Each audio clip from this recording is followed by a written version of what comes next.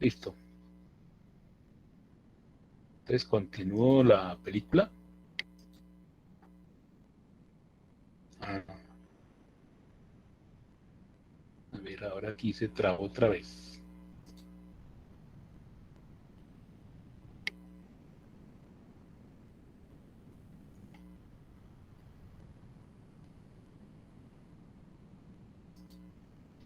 Ya, ahora sí puedo seguir. Esférica que brilla con luz propia. La palabra proviene del latín stella.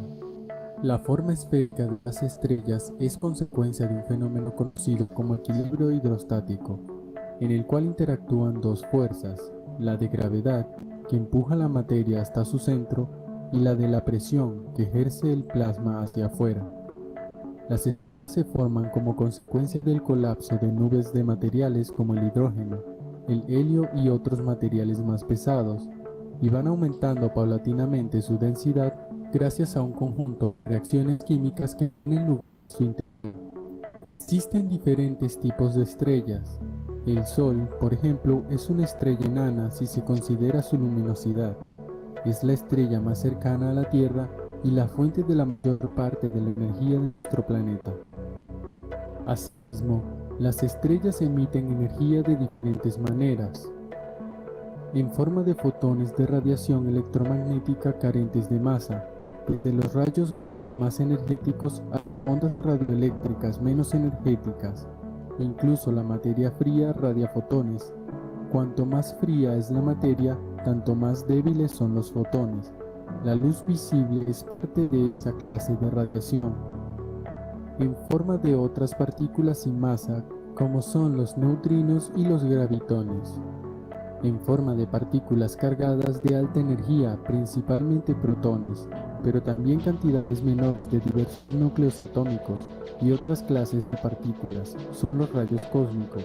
Todas estas partículas emitidas, fotones, neutrinos, gravitones, protones, son estables mientras se hallen aisladas en el espacio.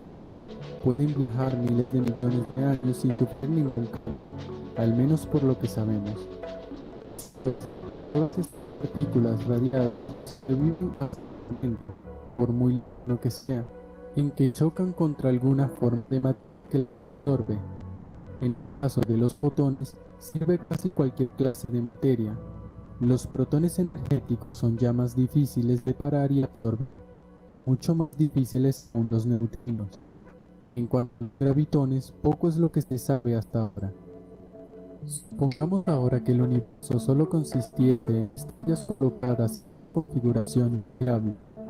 Cualquier partícula emitida por una estrella viajaría por el espacio hasta chocar contra algo, otra estrella, y ser absorbida. Las partículas viajarían de una estrella a otra, y a fin de cuentas, cada una de ellas recuperaría toda la energía que había radiado.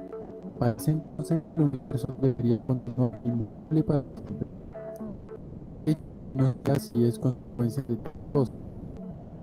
El universo no consta solo de estrellas, sino que contiene una cantidad importante de materia fría, desde grandes planetas hasta polvo interestelar.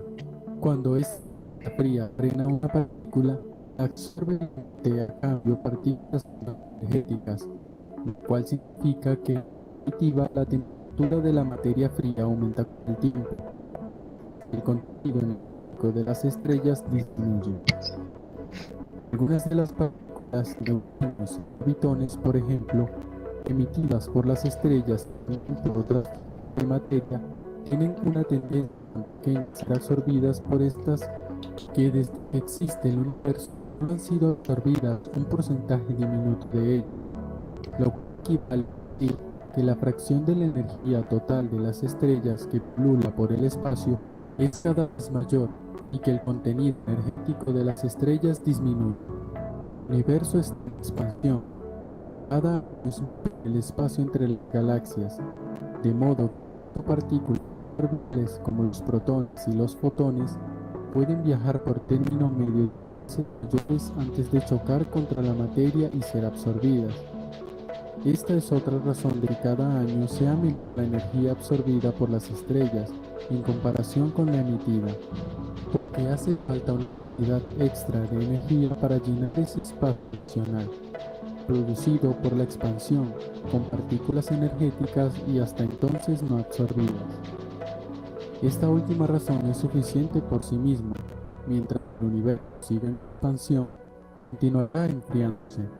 Naturalmente, cuando el universo comience a contraerse de nuevo, suponiendo que lo haga, la situación será la inversa y empezará a calentarse otra vez.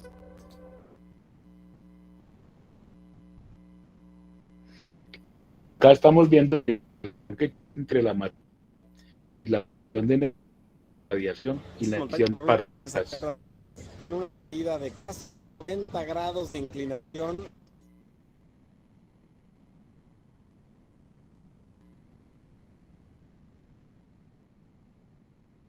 Y aquí vamos a ver entonces si logro que se trata el colapso de las estrellas gigantescas, más grandes que el Sol, 100 veces, 1000 veces más grandes que el Sol. El sitio tiene eso sencillo. Ah, ya llegó.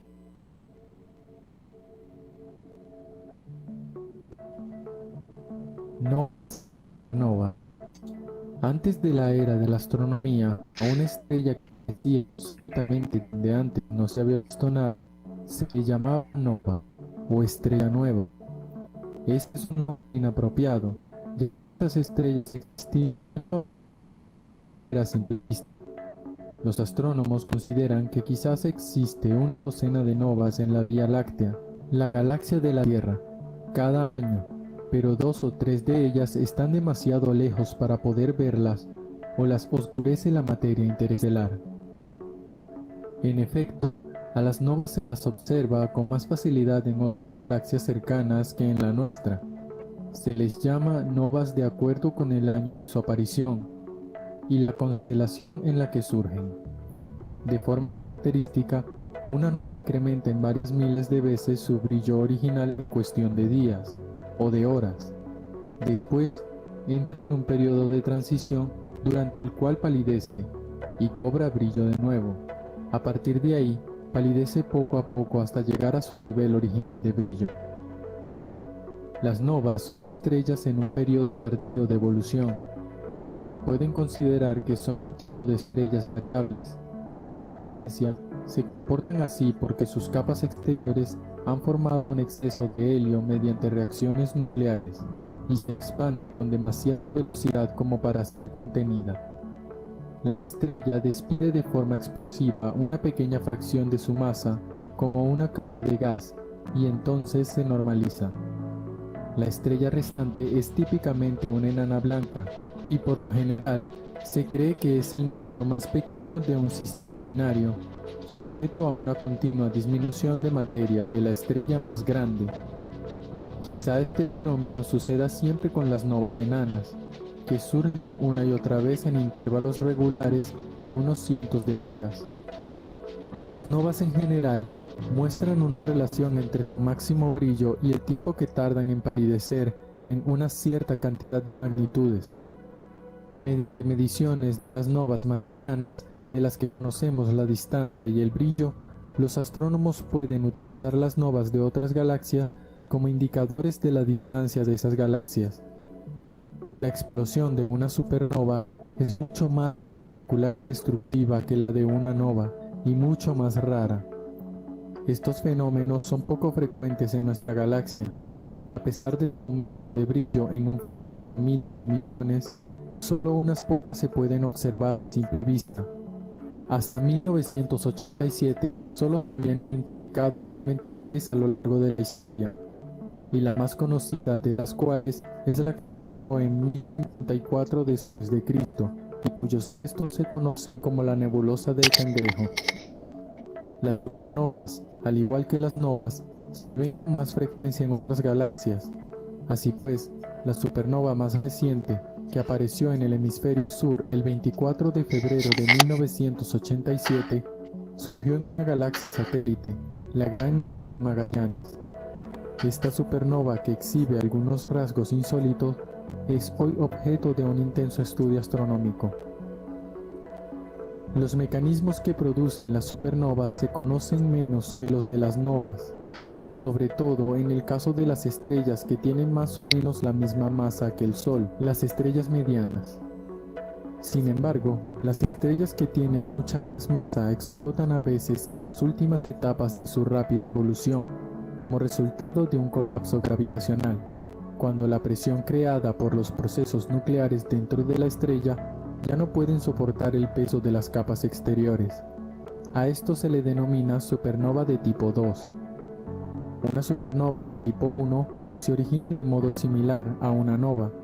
Es un miembro de un sistema binario que recibe el flujo de combustible puro al capturar material de su compañero.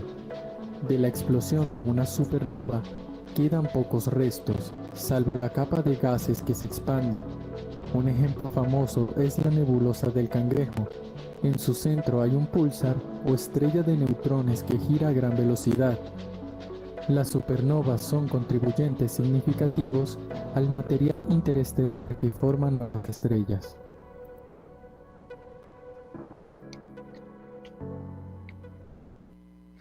Entonces hasta ahí íbamos con que las estrellas van acumulando masa y llega el momento en que coge tal temperatura que la presión le gana a la gravedad y la estrella explota. Entonces ahora voy a mostrar aquí este video de la fusión nuclear, que es lo que realmente hace que la estrella explote.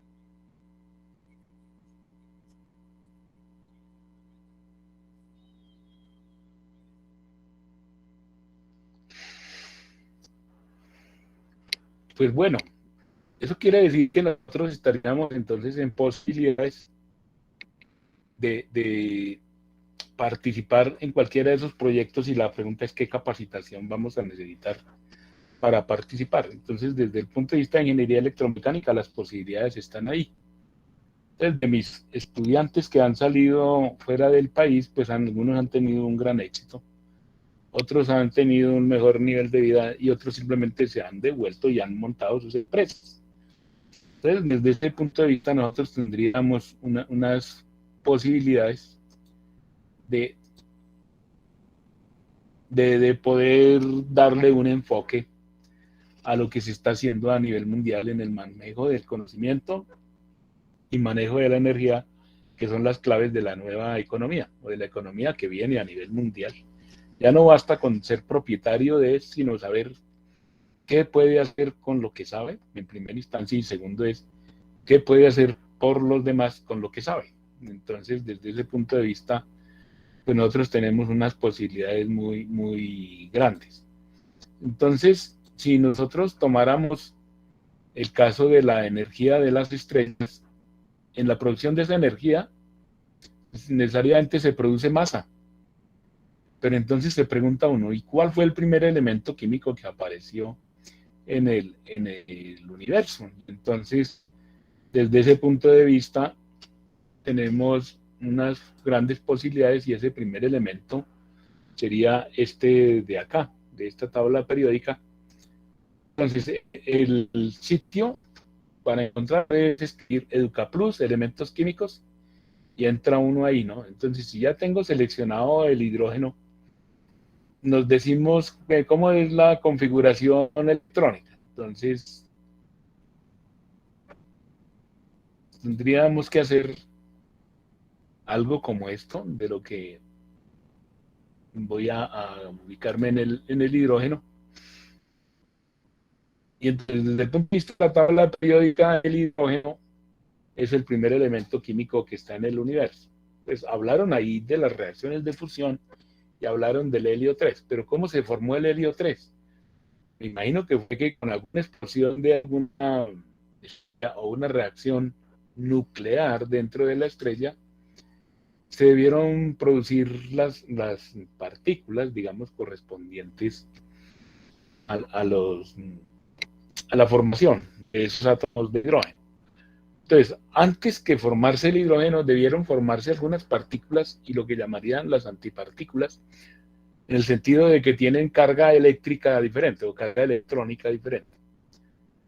Entonces, si estudiamos de acuerdo con la química que vimos en bachillerato, entonces nosotros podríamos pensar que entramos a la configuración electrónica y aquí tengo el hidrógeno y aparece un juego, aquí en este sitio de internet, donde nos dice, colóquele electrones. Entonces, como el hidrógeno es un 1, en estado normalito supuestamente debía tener solo un electrón, y le decimos, compruebe, ya tiene orbitando aquí un electrón alrededor de ese núcleo del hidrógeno, y entonces le dice, compruebe. Entonces dice, configuración electrónica correcta.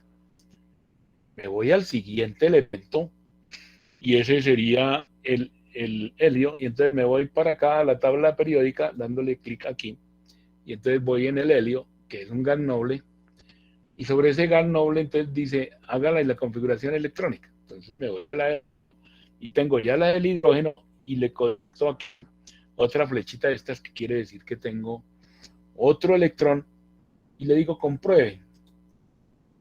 Dice que configuración electrónica correcta. Entonces, desde ese punto de vista, nosotros vemos que acá en esta parte de la tablita dice 1S2. Entonces dice uno, y entonces voy a jugar a ver cómo es la configuración del que sigue en la tabla periódica. ¿Cuál sigue en la tabla periódica? Pues el litio. Entonces le doy aquí en el litio y le digo, miremos la configuración electrónica del litio, pero ya tengo la del helio. Entonces le agrego aquí un electrón y le digo que compruebe. Sí, esa es la configuración electrónica correcta. Y entonces, del bachillerato, nosotros vimos que tenemos una configuración de 1S2, 2S1. Entonces el siguiente elemento químico, me voy aquí a donde dice tabla periódica, sería el berilio. Y el berilio tiene un número atómico de 4, y entonces quiere decir que va a tener 4 electrones. Entonces veo la configuración electrónica aquí en el juego y le coloco aquí el otro electrón y le digo compruebe. Está correcta la configuración electrónica, y aquí entonces me muestra dos niveles de dos capas, digamos, de electrones, donde en la más inferior está el 1s2 y en la más exterior está el 2s2.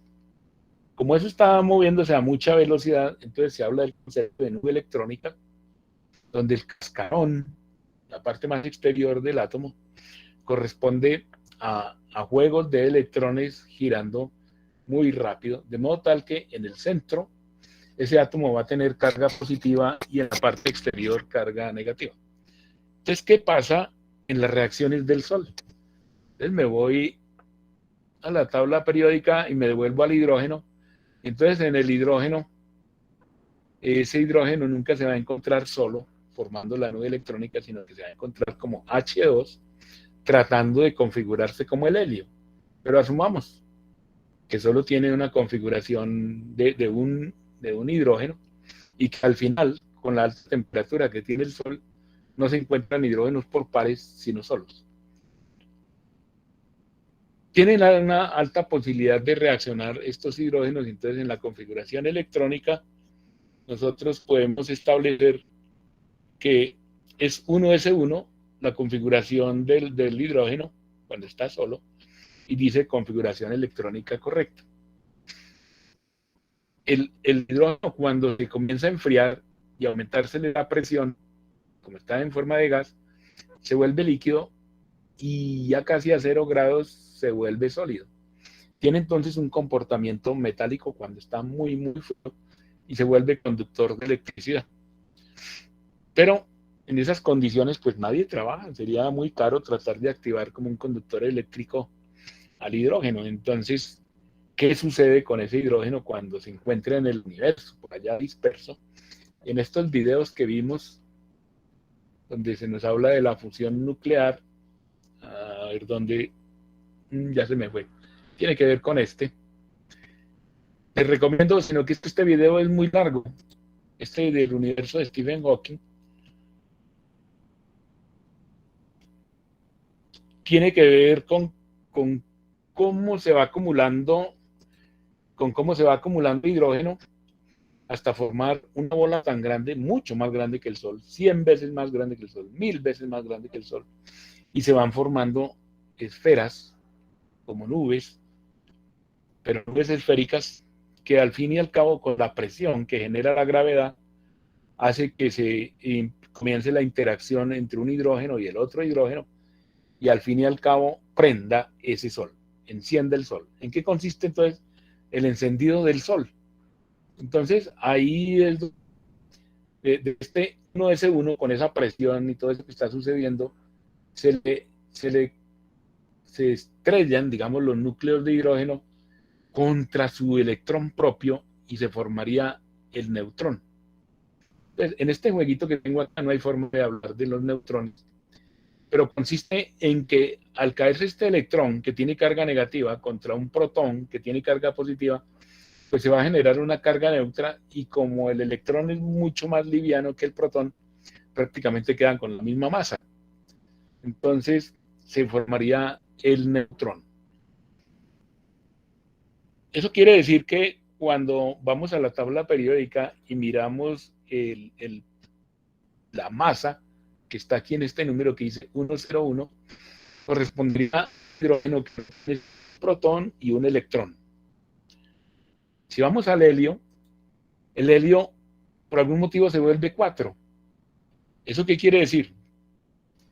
Que en el núcleo de ese helio fue porque hubo una interacción entre núcleos, de modo tal que se formaron 2 neutrones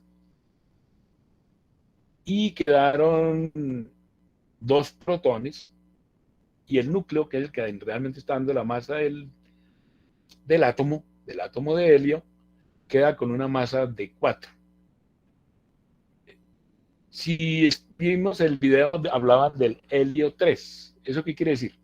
Que se tienen dos neutrones, digo, un neutrón y dos protones, y con la masa, si cada uno tiene de masa 1, sumaría 3. Entonces, eso es lo que se llama el helio 3. Pero el número de electrones que tiene ese helio es 2. El helio que tiene de masa 3 también es 2. Y entonces lo que están diciendo es que se pueden hacer reacciones nucleares de tipo fusión, de manera tal que prácticamente generan electricidad de forma automática sin pasar por la turbina. Eso es lo que estaban diciendo ahí. Y entonces, ¿por qué quieren sacarle helio 3 a la Luna? Porque en la Luna hay bastante helio 3, pero como decían ahí, hay que mover mucha tierra para poder sacar ese helio. Bueno, dicen que a 1 kilo de helio se le saca un montón de energía, pero porque la energía es de tipo nuclear. Entonces, si vemos la teoría de Einstein que dice que energía es igual a masa por la velocidad de la luz al cuadrado, eso quiere decir que en esa transformación de masa le va a salir muchísima energía, dada en que en forma de electricidad. Entonces, de ahí viene que cuando se producen estas reacciones y quieren reproducir en este planeta, lo que se ha hecho es coger elementos muy pesados, de aquí de este lado de la tabla periódica, digamos que se tiene plutonio, como en este PU que está aquí, o que se tiene uranio, y entonces ese hace al revés, rompe ese átomo, lo parte en dos y se forma plomo y cualquier otro elemento o un gas noble. Entonces el resultado es que se produce muchísima energía, pero que sale también con radiación, que es muy dañina para la vida, digamos. Mientras que en la fusión eso no sucede. Así como se produjo helio, ¿por qué no podemos tener una estrella de helio que vaya produciendo a partir del helio, puede producir litio? Porque cuando se encuentra un helio con un hidrógeno y se estrellan los núcleos a esas velocidades de las explosiones de las estrellas, se formaría litio, o se puede formar con dos helios, se puede formar berilio. Entonces, si me paro en el berilio, miren que ya la masa atómica del berilio es 9. ¿Qué quiere decir? Que debe tener 4 protones, 5 neutrones. El berilio debe tener, pero la cantidad de protones que tiene es 4 y los protones están necesariamente asociados con los electrones. Entonces, ¿cuáles son las partículas básicas de la materia? Así como la conocemos en la estrella, entonces, en esta Tierra, digo. Entonces sería así. Tenemos núcleos inicialmente, como en el caso del hidrógeno, que no tendrían sino un protón y un electrón para tener carga eléctrica neutra. Y así todo, el hidrógeno no se consigue a nivel de este planeta en forma de un solo átomo, sino que tiene que ser en moléculas de 2 átomos. Y tratan de comportarse como el helio. Sí, se quedan estables como el helio. Pero ¿qué pasa si se encuentra con un oxígeno? Ese hidrógeno doble con un oxígeno doble, que van a reaccionar ante cualquier estímulo energético, puede ser una chispa eléctrica, y se va a formar agua.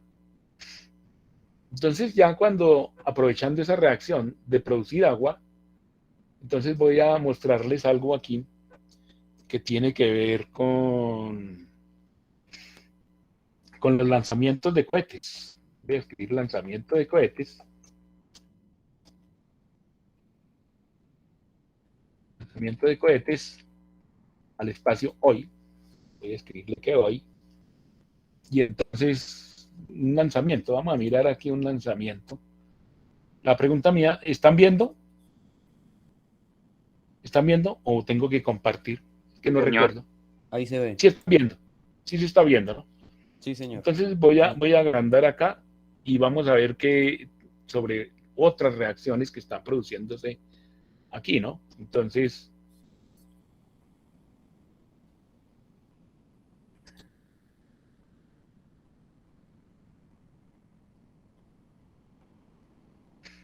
ahí disculpen el idioma.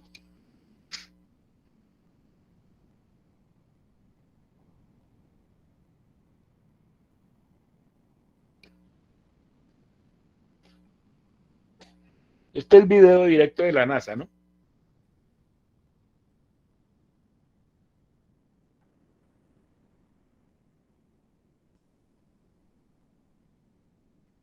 A ver si le encuentro este video, siempre es larguito. A ver, por aquí. Todavía faltan 17 minutos aquí para el lanzamiento.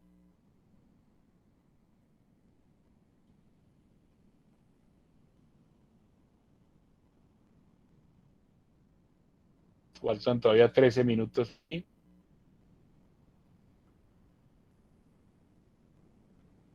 Aquí faltan 10 minutos. 6 minutos ahí. 2 minutos. Ahí falta 1 minuto, ¿no? Para el lanzamiento de los cohetes nuevos.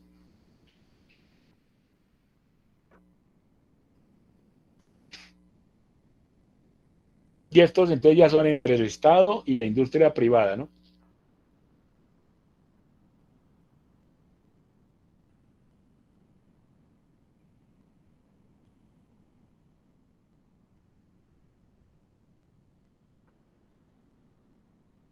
Estos son de los de SpaceX, que son de Elon Musk, que tiene que ver con el automóvil Tesla, ¿no? Ya se dio el lujo de poner un automóvil en órbita.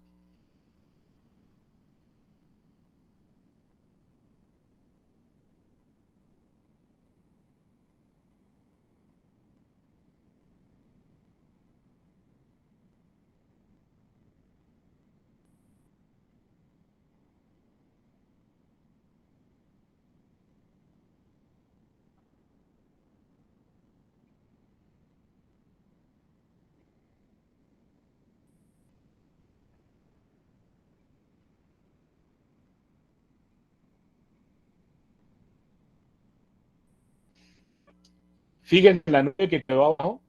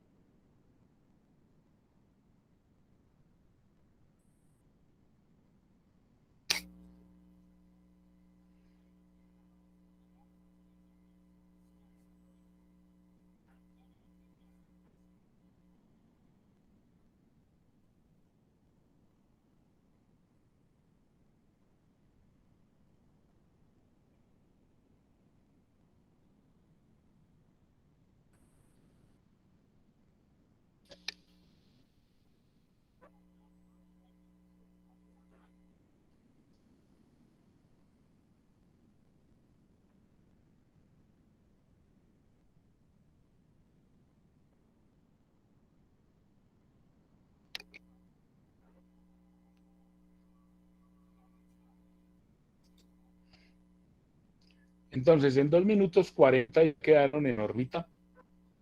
Entonces, ¿cuál fue la aceleración del sistema, no? Entonces, ahí como ven, estamos hablando de unas cosas completamente diferentes a lo que podríamos estudiar en la parte de un pregrado. Entonces, si quiere uno irse a aprender mucho más de eso, pues me imagino que tiene que salir del país. Yo tuve un profesor que trabajaba en la NASA, que salió pensionado de la NASA, entonces se fue a trabajar a Bogotá y entonces nos hablaba de cosas, de lo que sucedía por allá. Y sin embargo, así todo se siente uno muy atrasado, bastante atrasado, porque lo que viene en la parte química es muy, muy poderoso. Voy a mostrarles algo que tiene que ver con el manejo energético y entonces voy a decir que se escribe así. No, no se escribe así, con H. Este señor que estoy buscando acá. Entonces va a salir un poquito como en inglés. La máquina de John Cancius. Pero habría otra. Uy, de 60 minutos. No, este más cortico.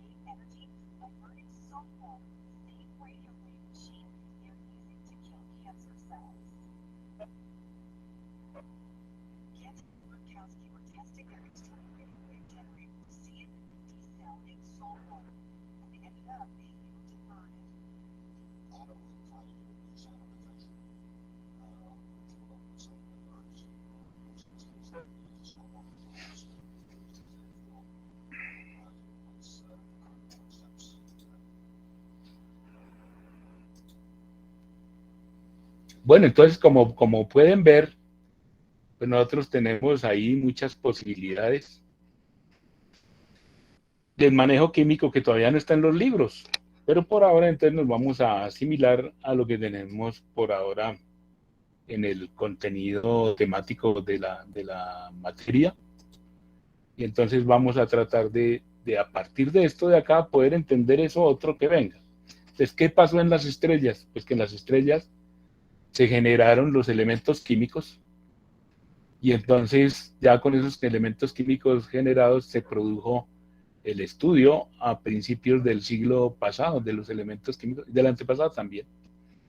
Y entonces es cuando tenemos acá en esta parte, tengo esto de acá que ya son juegos desarrollados por universidades, donde ya podemos ver que en el caso del cohete, lo que sucedió fue que el hidrógeno no estaba pasando a formar helio, sino que en reacción química normalita estaba pasando a formar agua.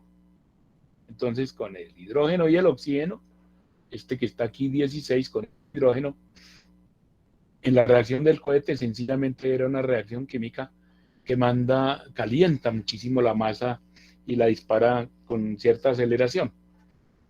Entonces se le aplica la segunda ley de Newton a ese cambio de masa, y el resultado es que el cohete queda en órbita más o menos a unos 24.000 a 37.000 kilómetros por hora, y entonces ya ni modo que caiga en la Tierra, sino que simplemente se queda dándole vueltas al planeta y queda en órbita.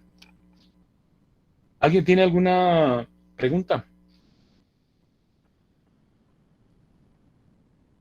No, señor. Bueno, entonces,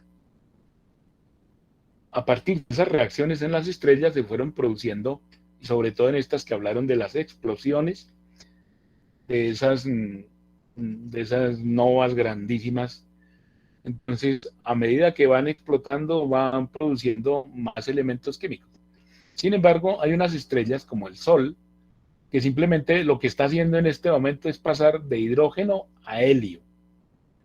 Y lo que está sucediendo en el cohete es que está pasando de hidrógeno más oxígeno más oxígeno aquí, a formar agua, sencillamente. Y esa es una reacción exotérmica. Entonces, la llama que ve uno ahí termina con el efecto de la atmósfera que está fría, pues condensan esa agua y forma la nube. Quedan microgotas de agua formando la nube que se ve en la película del cohete, ¿no? Entonces, aquí donde tengo la NASA, aquí me puedo devolver por acá.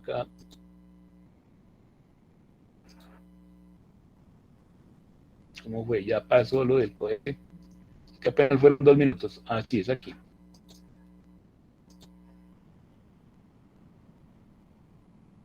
Aquí ya está muy lejos para verse, pero si lo coloco por acá,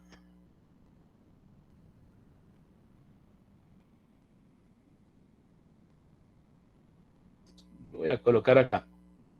Esa llama es simplemente agua caliente o agua calientísima, que por su condición de gas está saliendo a muy alta velocidad. Entonces el cohete coge para el otro lado, adquiriendo más y más velocidad.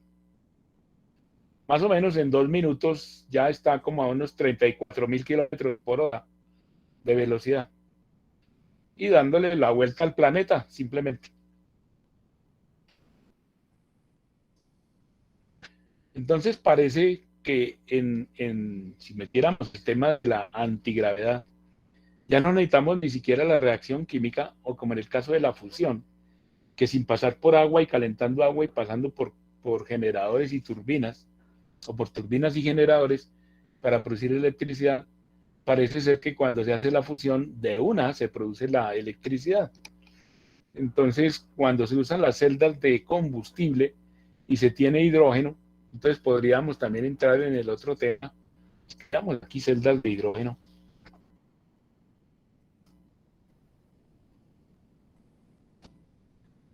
Voy a ver aquí en celdas de hidrógeno, de combustible e hidrógeno, digamos, fabricar celdas de hidrógeno fácil, para ser bien explicado, dice aquí. Pero este es con voltrólisis. No, celdas de combustible es para producir electricidad a partir del hidrógeno.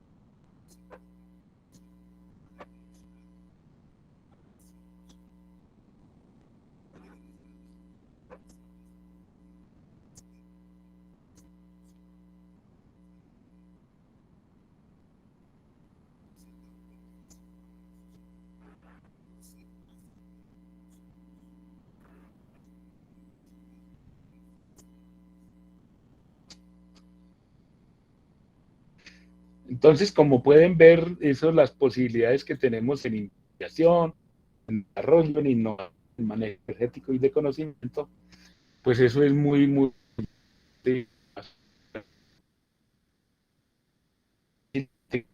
Podemos interactuar tanto con nuestra sociedad, con nuestro entorno, y desde el punto de desarrollo de proyectos viables y económicamente viables también, sostenibles y sustentables.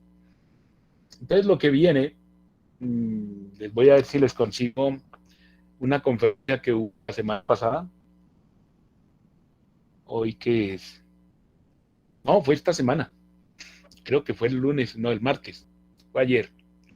Entonces tiene que ver con los planes que tiene el Estado, y de lo que se descubre es que no tenemos personas capacitadas para el manejo de este tipo de proyectos. Digamos, que vamos a montar en el país electrolineras, que vamos a montar hidrogeneras, o sea, suministradores de hidrógeno. Entonces parece que hay un gran cuello de botella con la producción de este elemento químico, el litio, que solo unos pocos países lo tienen y lo quieren acaparar. Entonces, como no se puede almacenar en baterías de litio, entonces la otra propuesta es hacerlo en baterías de sodio, aquí en estas de acá, o en baterías de potasio. Entonces, hemos hablado de electroquímica y hemos hablado de termoquímica. En el caso de los cohetes, hablamos de termoquímica, donde la reacción del hidrógeno con el oxígeno produce esa llama que impulsa el cohete. O en la parte de que estamos hablando de las celdas de combustible, entonces aparecen los conceptos de hidrógeno gris, hidrógeno azul y hidrógeno verde. El hidrógeno azul se obtiene a partir de hidrocarburos y el hidrógeno verde se obtiene a partir de energía eólica, energía solar, energía hidráulica, pasando por electricidad y haciendo electrólisis o voltrólisis, que esa es otra que viene ahí. Entonces se puede producir energía o almacenar energía manteniendo en forma iónica los elementos. El otro proyecto que se propone es el del NH3, que al meterlo en agua se vuelve NH4, y ese NH4 es de una reacción diferente a como si estuviera en forma de gas cuando es NH3. Pero a partir de esos, con una carga eléctrica se puede descomponer fácilmente ese NH3 y generar hidrógeno puro, que formaría H3H2, por decir algo así, 3 moléculas de hidrógeno doble. Y cuando se mezcla con el oxígeno, haríamos lo del cohete. Y entonces, si lo metemos en un motor de combustión normalito, entonces reemplazaría a la gasolina, a la CPM, al metano, al propano. Digamos que actualmente los carros de gas o trabajan con metano o propano. Y podríamos colocarlo también en los aviones. Entonces, ¿qué emitirían los aviones con sus turbinas con hidrógeno? Pues solo mandarían un chorrito parecido al de los cohetes, ¿cierto? Y entonces mezclaría, o mejor, haría la reacción del oxígeno de la atmósfera con el hidrógeno que va en los tanques y simplemente en vez de gasolina para avión utilizaríamos hidrógeno. Y entonces, ¿cuál sería la contaminación? Pues dejar una nube en la atmósfera. ¿Una nube de qué? De agua pura. Entonces está contaminada. Entonces, o sea, las posibilidades que tenemos en el desarrollo de actividades, aún después de egresados, después de hacer nuestros posgrados, entonces es bastante grande. Por ejemplo, mi posgrado consistió en coger energía del viento y volverlo energía eléctrica. Y luego a partir de eso aparece el concepto de la energía almacenada en forma química, como en el caso de almacenada en hidrógeno. Se puede transformar esa energía y utilizarla cuando uno quiera. Entonces, entender la materia, entender la energía y manejar ese conocimiento es como la clave del enfoque que le vamos a dar a la materia. Y entonces ya puedo yo entrar aquí al PowerPoint, a ver si me da aquí. Sí, aquí está.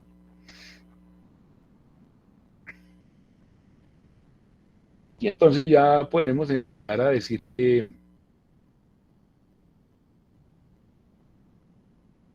voy a entrar por el lado de...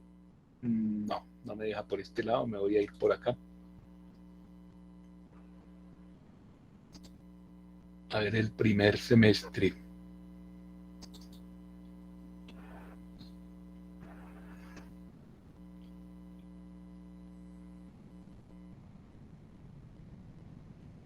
Me voy a entrar por química.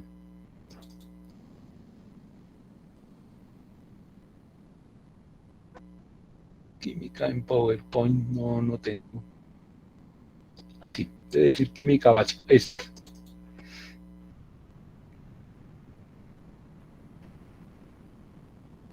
Listo, y entonces ya podemos, habiendo argumentado todo esto de la energía, y las reacciones químicas, las reacciones nucleares, todo eso tiene que ver con manejo energético y que a la larga es lo que se va a utilizar en la producción industrial o casera o en los hogares. Bueno, y entonces ahí ya puedo comenzar a pensar en que qué gana uno con una reacción escrita, por decir algo así. H2 más O2 me debe dar solo H2. Es lo que sucedía en el cohete. Y entonces decimos que más energía, o menos energía más bien. Permítanme, borro acá, menos energía en estas ecuaciones que vamos a utilizar sería así. La energía que va a la atmósfera, que va al entorno. Supongamos que tenemos metano y que es gas producido por las bacterias. Entonces, yo tengo mucha basura en los municipios y con bacterias produzco, no, CH3 no, CH4. CH4 y entonces le agrego oxígeno y entonces H2O más CO2 menos energía que bota a la atmósfera. Digamos que tengo ese alcohol, entonces digo C2H5OH más O2, y entonces me va a producir H2O más CO2 y más energía. No, que lo que tengo es propano, entonces C3H8 más O2, entonces me va a producir H2O más CO2 y energía. Entonces de eso se trata, de que uno empiece a manejar con solvencia estas reacciones y entender qué es lo que está sucediendo. En las que sí no he podido es que cómo hace, por decir algo, tengo en un biodigestor, tengo bacterias que son metanogénicas, o sea, que producen metano. Y simplemente yo echo los desperdicios, los residuos orgánicos, y va a salir, entonces voy a decir que va a entrar materia orgánica.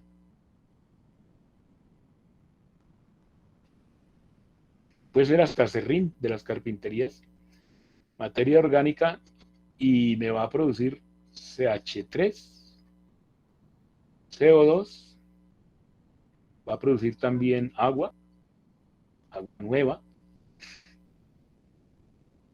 y un ingrediente más que tienen los vegetales, que es el azufre. Pero entonces, ese azufre, no se escribe así la ecuación. Escribe es H2S. Y ese es ácido sulfídrico. Entonces, en un proyecto de estos, ¿cómo maneja uno el CO2? ¿Qué hace con este? Pues hace gaseosas, hace conservación de alimentos con atmósfera de CO2, por ejemplo. O si quiere hacer extracción de esencias, entonces coge este CO2, lo comprime, lo enfría y puede producir hielo seco, por decir algo, y también sirve para la conservación de alimentos. Con este, dije mal, no es CH3, CH4 aquí. Pero aquí intervienen bacterias.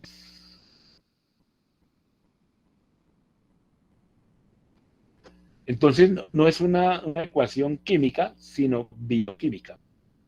Después ya cojo este CH4, lo puedo llevar acá y con solo O2 puedo producir agua, CO2 y delta H. Pero como estoy cogiendo de materia orgánica, que a su vez cogió de la atmósfera, al dar el ciclo completo, digamos que vuelve CO2 y lo respiran las plantas, por ejemplo. Entonces voy a decir que esto forma parte de una planta, de la vegetación, por el fenómeno que hace el sol, que es convertir en clorofila, ¿no? Convierte en clorofila la... Permítanme que me acabo de quedar sin batería. Un momento.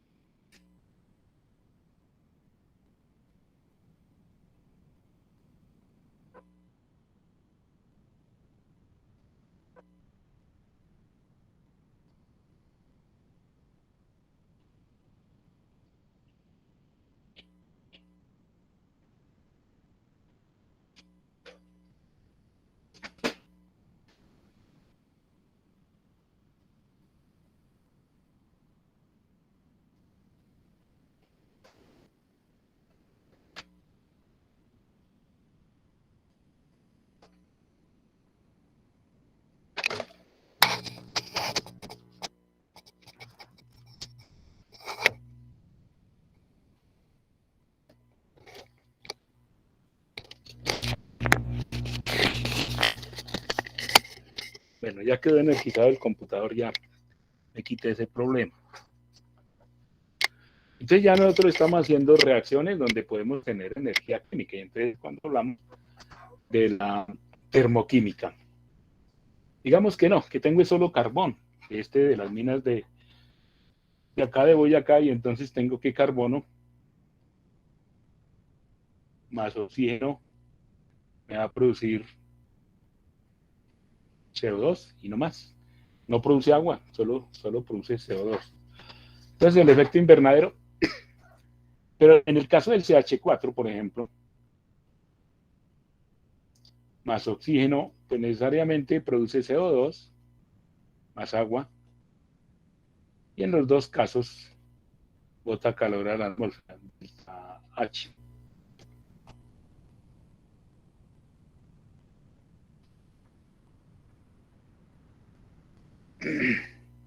Entonces en las plantas, como la de Termopaipa, por ejemplo, lo que se mete es carbón ahí y se le inyecta oxígeno y va a producir CO2 y un poco de calor. ¿Qué hacen con ese calor? Se lo colocan al agua. Entonces, ¿qué vamos a estudiar en el curso? De que este calor de acá va a calentar agua, y entonces vamos a pasar en una reacción H2 fría o líquida, la podemos pasar a H2O gaseosa. Y entonces eso, este paso va a decir que en vez de producir calor, consume calor. Entonces tiene así delta H. Pero entonces se tiene en forma de calor, aplica la ecuación, por ejemplo, de PV igual a nRT, ¿sí? Donde si mantenemos el volumen de agua, la misma cantidad de agua, y le aumentamos la temperatura, como n es el número de moles y R es la constante universal de los gases, entonces lo que va a suceder es que si la temperatura se sube, la presión se sube. Y si soltamos un chorro a presión sobre una turbina, pues la turbina comenzará a girar, y ponemos un generador de corriente a esa turbina que está girando. Entonces vamos a coger lo que está en forma de presión y temperatura del agua, y entonces esto es lo que va realmente a ganar aquí la ecuación. Pues esa se va a convertir en electricidad, y entonces vamos a decir que en términos de potencia de un gas, digamos, si nosotros multiplicamos la presión por el volumen y la densidad, entonces nos va a dar la potencia de ese vapor, por decir así. Y ese fácilmente lo podemos pasar a potencia eléctrica. Entonces vamos a decir que la potencia del gas la volvemos potencia eléctrica. Y esto haríamos entonces en una planta térmica, que puede quemar ¿qué?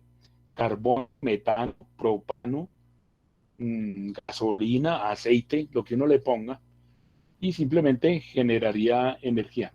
Esta parte de acá generaría energía.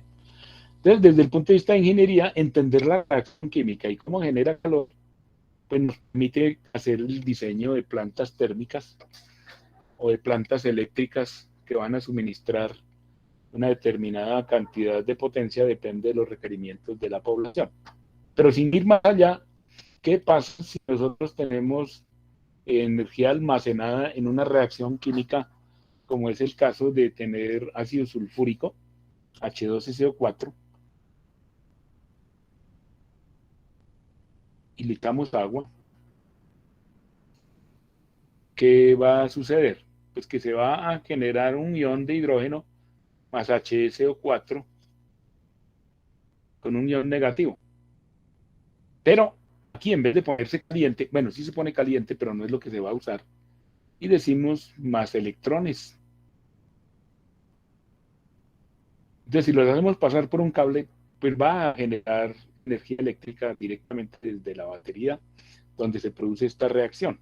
Entonces, por eso le dicen a uno que cuando la batería está bajita, échele agua. ¿Para qué? Para que facilite el flujo de el hidrógeno cargado positivamente y del HCO4 cargado negativamente, y se producirá por los cables de los bornes de la batería el flujo electrónico. Pero esta no es la que va a generar energía real. sino que después de que tenemos H más SO4 más HSO4 con carga negativa, se puede pasar a 2H más SO4 con dos cargas negativas. ¿Sí? Entonces se tienen dos iones de hidrógeno a partir de... No, mejor voy a cambiar la reacción porque no es así.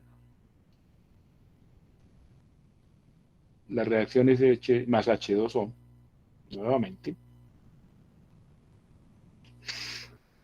Bueno, y se va a descomponer de este modo. Y claro, más H2O sigue la misma agua. ¿Que por qué tiene que haber agua? Para que se mantenga la forma iónica. Entonces, este va a ser el tema de la segunda previa, digamos.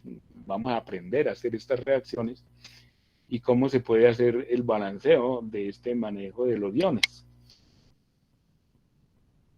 Entonces, como ven, pues eso no tiene casi mucho complique desde el punto de vista de que si uno tiene inicialmente una mirada global y luego entra en detalle, se le facilita mucho el aprendizaje de lo que está sucediendo, ¿no?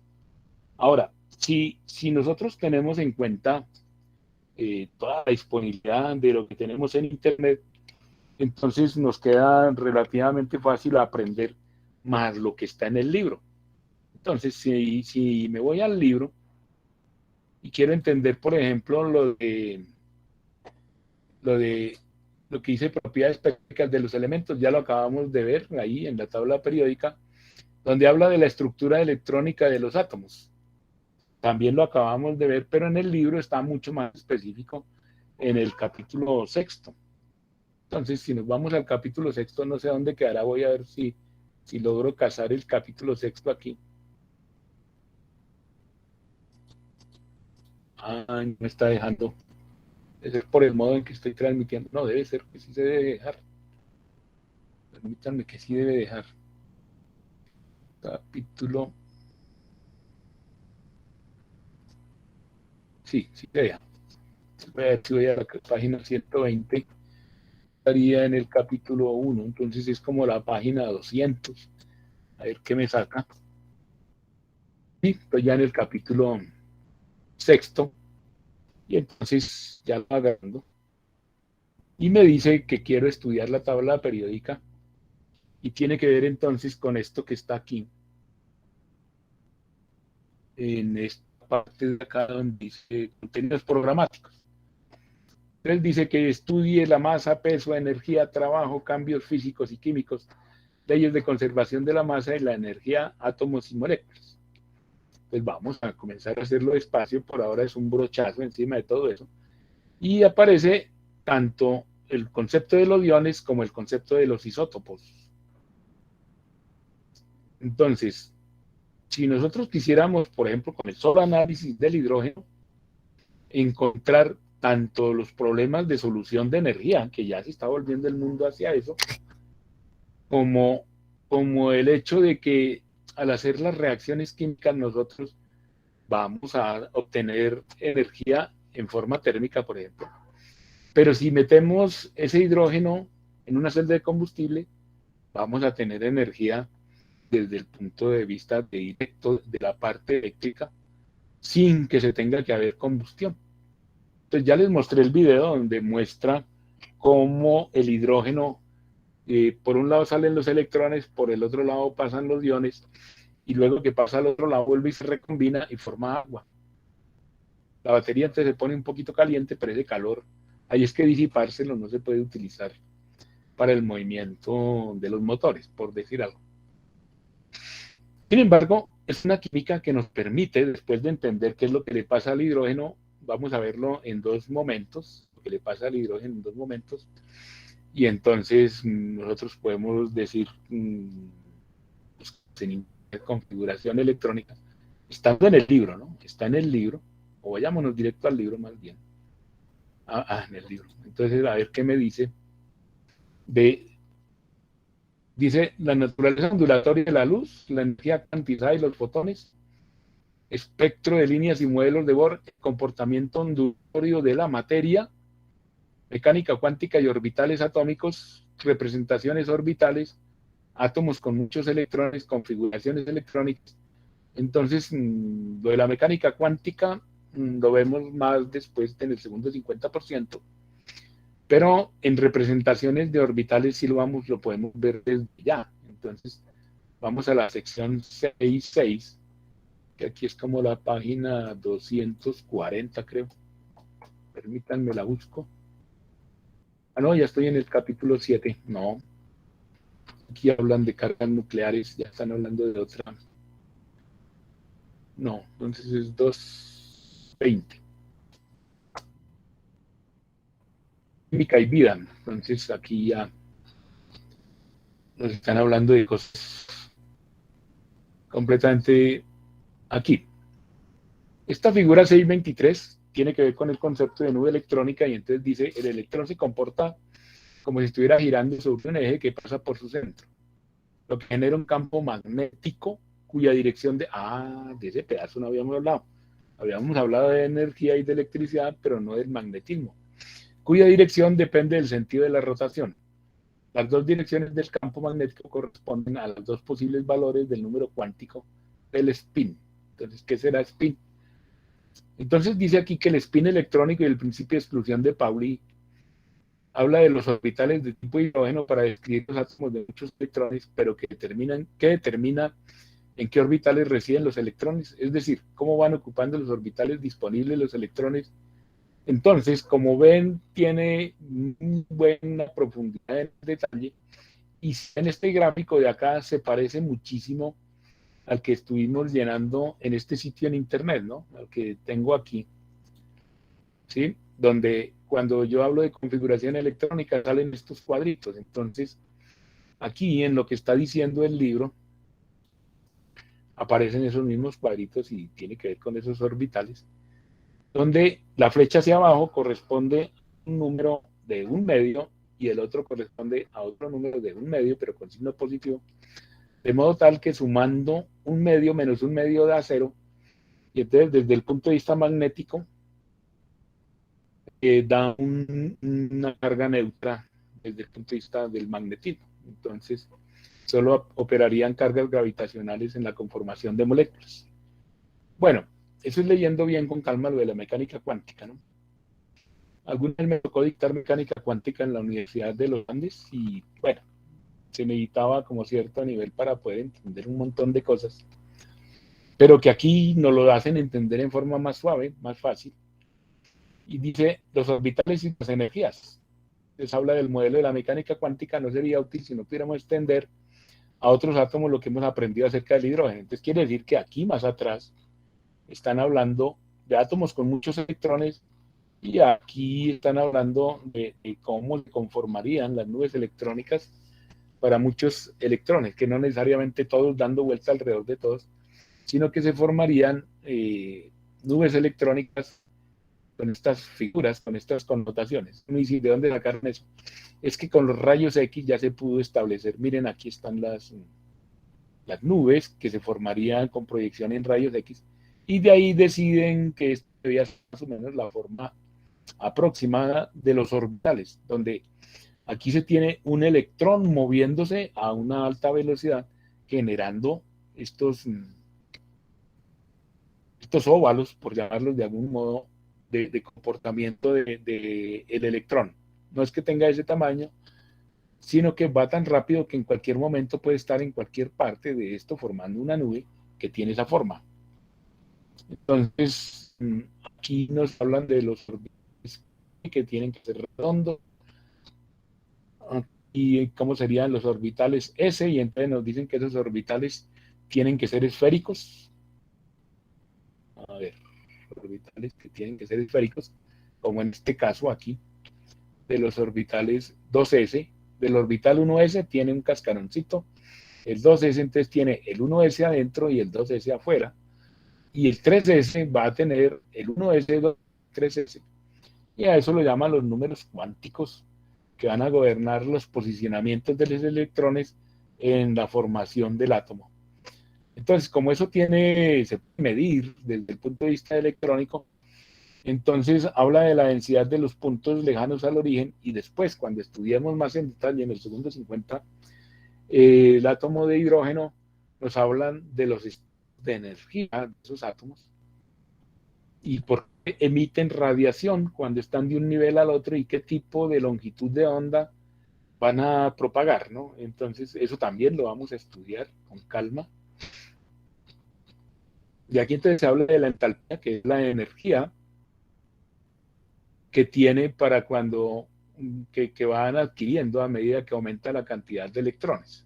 Entonces habla aquí de que esta figura habla de los niveles de energía de orbitales en el átomo de hidrógeno. Cada cuadro representa un orbital. Adviértase que todos los orbitales con el mismo valor para el número cuántico principal n tiene la misma energía. Esto es cierto solo en los sistemas de un solo electrón, es decir, en los sistemas del hidrógeno.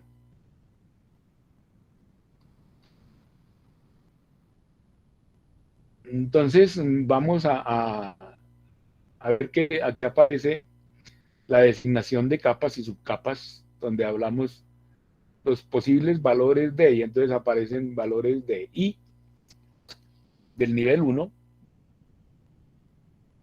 o de la capa, y entonces tenemos 1S y 2S. Entonces nivel 1 tiene 1S y no más, el nivel 2 tiene 2S y 2P, y entonces como los P son 6, entonces ¿cuántos átomos puede tener? ¿Cuántos electrones puede tener? Entonces en este cuadrito se entendería bien lo que no nos han explicado bien en el colegio, por decir algo, que vamos a tener 1S, 2S, 2P, 3S, 3P. Eso lo vamos a aprender aquí.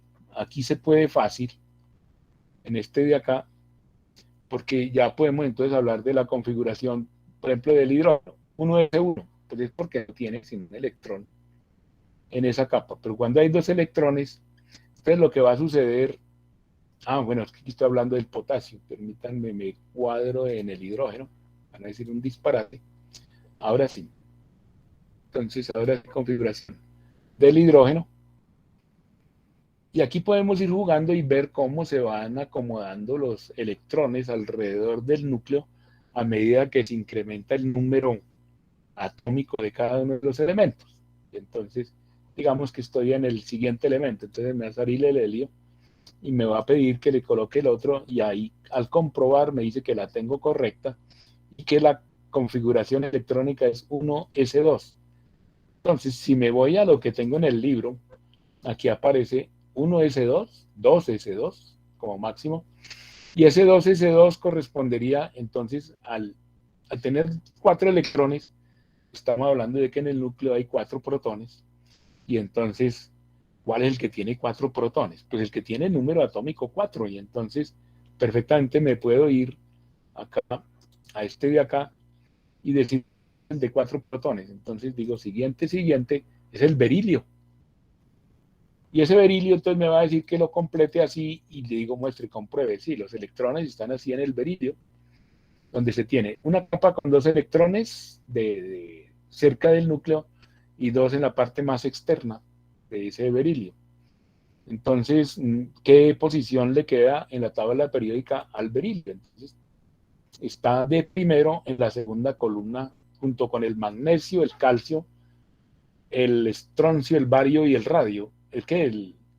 Sí, este es el radio, sí, sí está bien hecho. Y el SR, estroncio, sí, es estroncio.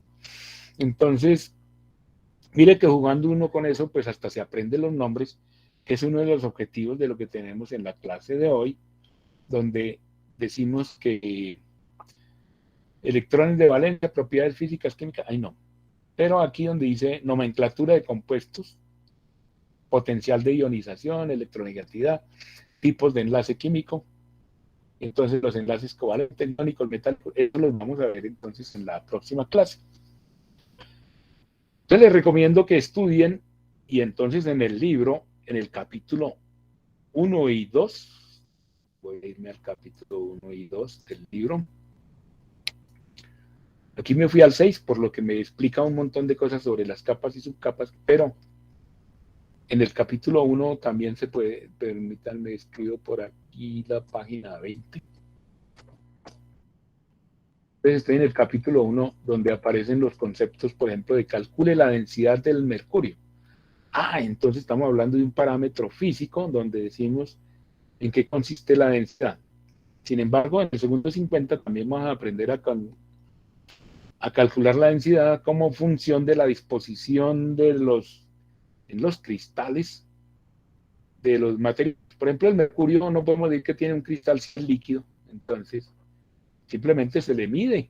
Y entonces dice, calcule la densidad del mercurio si 1 por 10 a la 2 gramos ocupan un volumen de 7.36. Como decía, es igual a masa sobre volumen. Entonces hacen el ejemplo de una vez con la solución y encuentran la densidad, una propiedad. Luego la siguiente pregunta, calcule el volumen de 65 gramos del líquido metanol, o sea, alcohol de madera. Este no se puede tomar porque lo deja uno ciego y tiene el problema cuando uno toma guarapo de que tiene metanol y tiene etanol, o sea, tiene alcohol metílico y alcohol etílico. El metílico lo deja uno ciego, entonces es mejor no tomar chirrinchi porque tiene problemas de que lo dejan a uno ciego. Entonces, bueno, por eso lo prohibieron. Y en el campo pues, la gente sigue tomando eso y no sabe por qué el envejecimiento termina no viendo nada. Porque como eso no es de un solo impacto, sino que va siendo gradual el deterioro ocular. Entonces es mejor que no lo hagan. Si lo están haciendo en su casa, quiten esa costumbre. Y ese es el peligro que tiene la chicha y el guarapo, que se producen los dos tipos de alcohol, ¿no? Luego el tercer punto dice, ¿qué masa en gramos tiene un cubo de oro si su longitud es de 2 centímetros, la longitud de la arista del cubo? Así, entonces no tiene sino 155 gramos en 2 centímetros de lado, 2 por 2, 4 por, en 8 centímetros cúbicos, apenas, bueno, aquí está, 8 centímetros cúbicos, apenas pesa 155 gramos. Es súper denso el oro.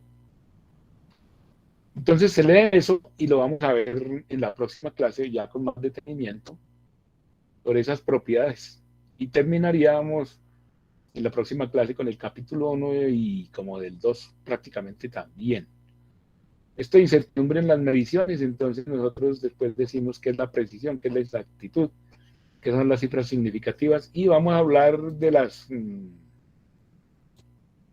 los termómetros, digamos, y las diferentes escalas que hay para medir temperatura.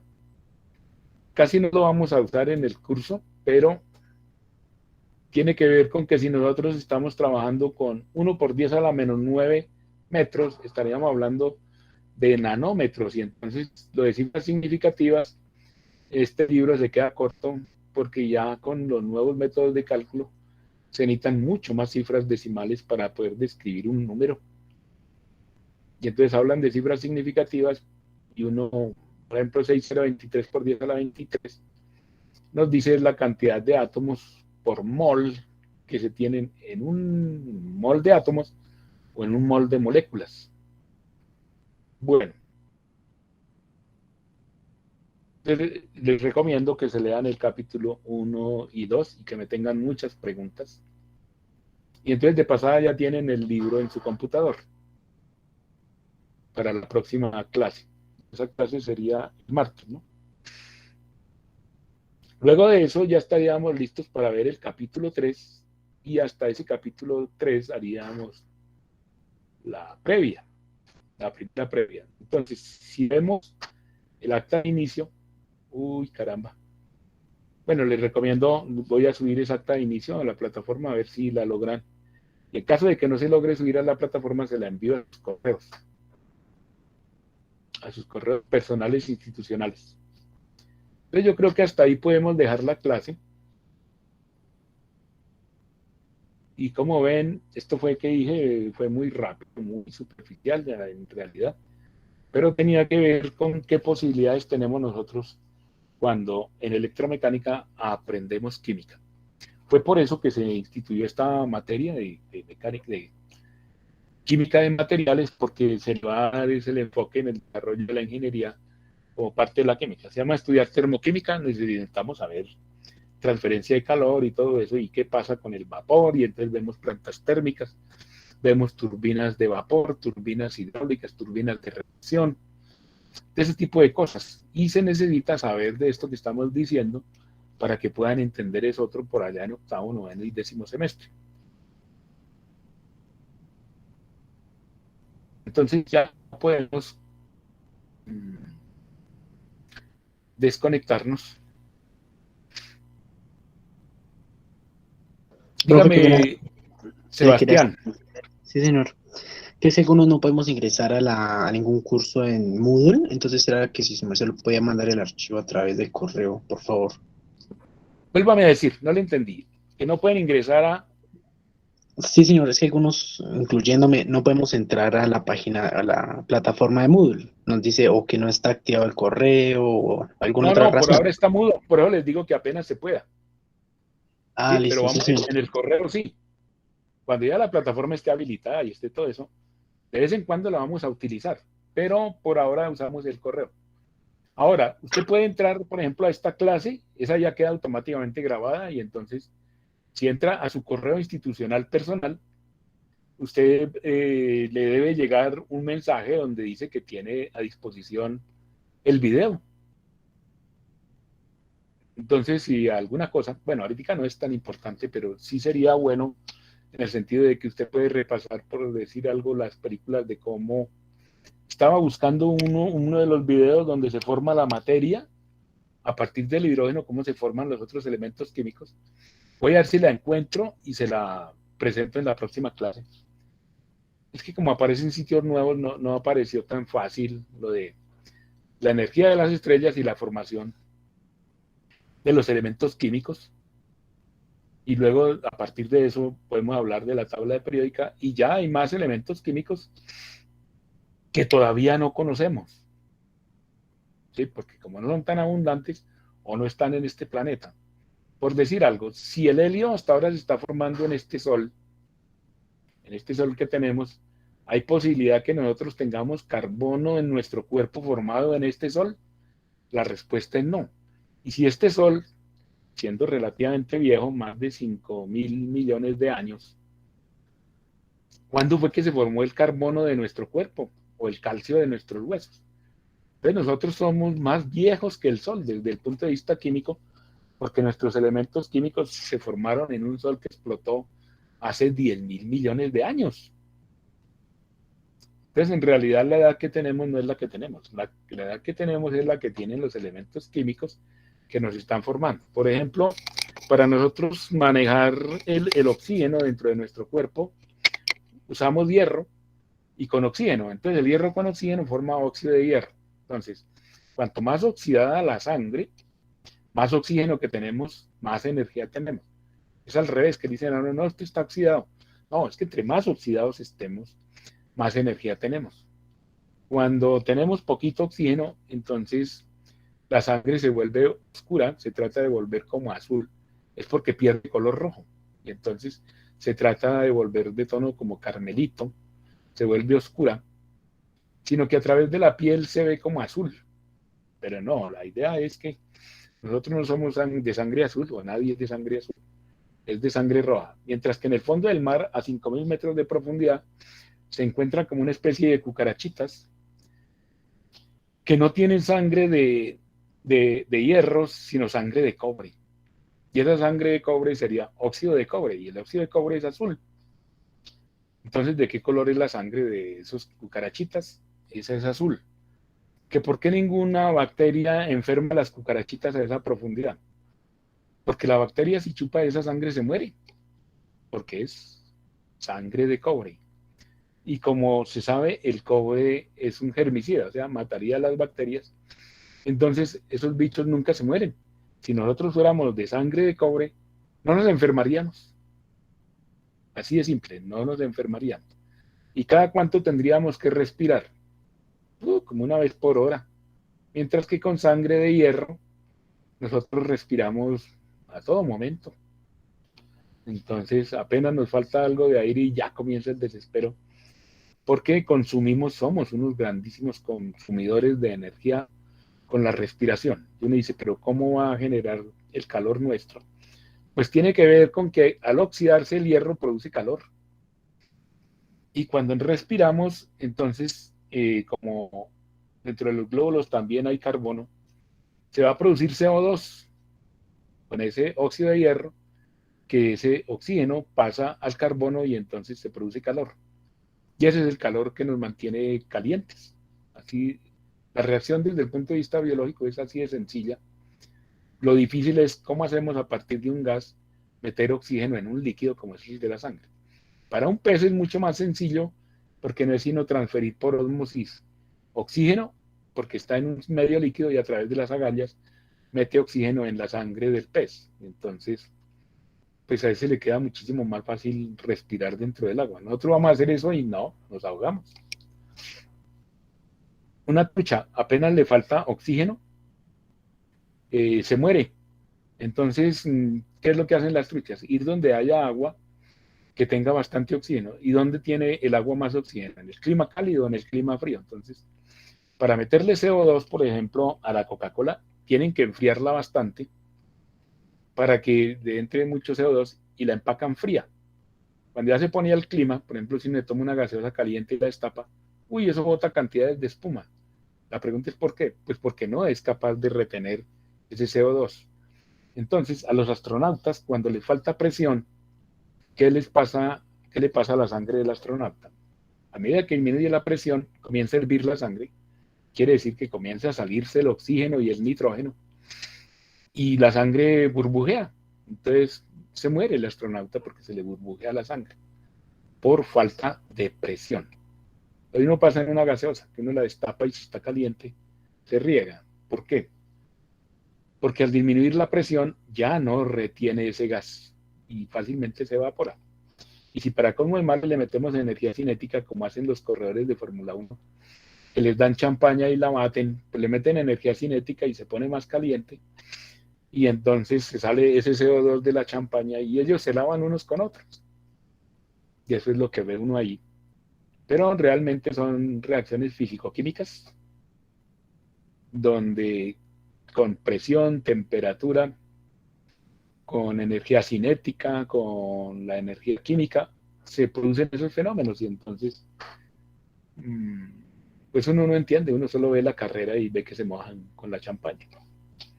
Cuando un vino es espumoso, cuando un vino no es espumoso. Entonces, para que sea espumoso tiene que formar CO2, y si forma CO2, apenas lo destapan, se burbujea. Si no tiene CO2, no se burbujea.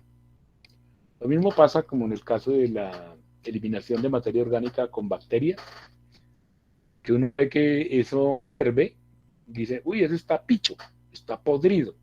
No, lo que tiene son bacterias haciendo digestión de la materia orgánica y botan NH4, CO2, NH, NH4, CH4 y CO2. Y esas son las burbujas.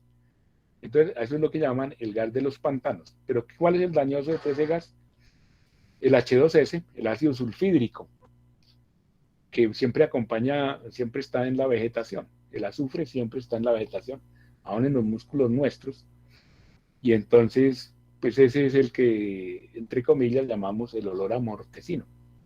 Es el del ácido sulfídrico. Si lo respiramos mucho, nos quema los pulmones, sencillamente reaccionan los pulmones con ese ácido y le deterioran las células a la persona que respira, y los alvéolos pulmonares se cristalizan y entonces se rompen y comienzan los pulmones a botar sangre, se les sale la sangre sencillamente, porque la membrana se cristaliza con el H2S del ácido sulfúrico.